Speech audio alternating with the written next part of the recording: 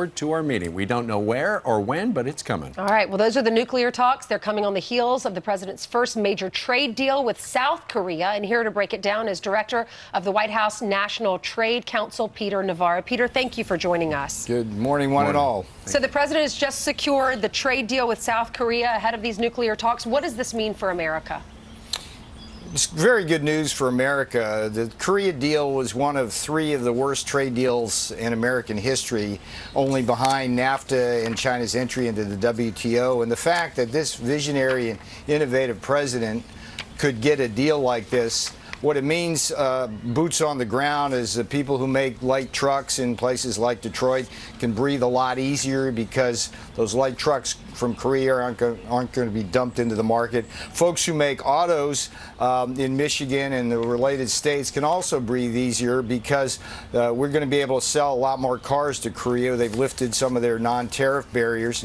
Out in Silicon Valley and down in San Diego, where a lot of the pharmaceuticals get made, there's a key provision for innovative drugs that we can sell for medicinal purposes. And then two other things that are really of note. One is that for the first time we've got a really solid sub-agreement that the Treasury Department's negotiated on currency. As you know, undervalued currencies are used as a very effective weapon to penetrate our markets. And then finally, we put to rest any notion that the president's going to be letting any countries out of the steel and aluminum tariffs, because the Koreans have agreed to a very strict 70% quota on steel and agreed to the 10% tariffs on aluminum. So folks in places like Granite City, Illinois, where we have steel factories reopening, can breathe easier as well. Great. So this is historic, more jobs for men and women in this country who make stuff with their hands. I'm confused, Peter, because I've been watching some of the channels, and they said, you know, what is Donald Trump doing? He shouldn't be tangling in trade and tariffs. That's going to be a road of woe. But as it turns out, now you're doing deals with people that people said you'd never be able to do deals with.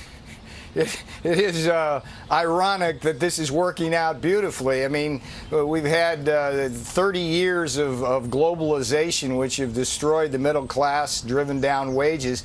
Along comes a president with the courage and vision to actually do something about it. And guess what? He's actually doing something about it. I mean, when the history books get written, this particular day, even though some of the papers buried this story on the back pages, this will be marked as a key day in American trade history, because that Korean deal, that went into effect in 2012. It was negotiated by Obama and Clinton, and we saw our trade deficit double. We didn't sell a single dollar's worth more of exports, and every $1 billion that we lose in trade deficits, that's 6,000 jobs that go offshore, and that's what Donald Trump is trying to turn around. And this deal is really a marker, and it will help us going forward with things like NAFTA and other. And it's a deal with an ally. It's a deal with an ally, with a very liberal leader, and he was willing to deal, and the president got in there.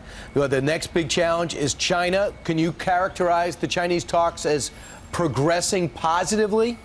Well, let me say this about the Korean relationship. What's beautiful about this deal is it strengthens our relationship with South Korea, both on the economic front as well as the national security front. So we're going to be presenting a united front. President Trump is the commander-in-chief guiding the Korean negotiations. With respect to China, it's just a fact that they steal our intellectual property, and when our companies go to China, they have to surrender that intellectual property, and this country's outraged about that. We're in negotiations, but that's not my lane. That's Ambassador Robert Lighthizer, the toughest, smartest guy I've met in Washington. So, Peter, we hope to have you back here to announce a China trade deal and hopefully that'd be a great day. A reconfiguration. Peter Navarro, thanks so much. Thanks, Peter. All right, coming up, the New York Auto Show shifts into high gear. We've got a sneak peek live from the Javits Center. Coming up next.